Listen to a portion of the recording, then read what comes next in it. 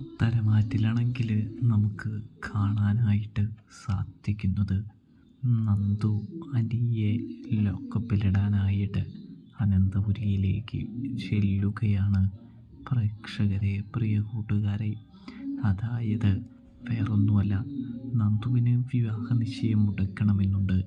അതുപോലെ തന്നെ അവരെ സ്നേഹിക്കാനും സപ്പോർട്ട് ചെയ്യാനും വേറൊരാൾ കൂടിയുണ്ട്.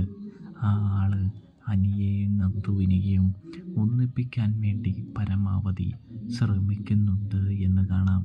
അതിൻ്റെ ഫലമായാണ് വേണുവും അനാമികയും വന്നെത്തുന്നത് എന്നും കാണാനായിട്ട് സാധിക്കും.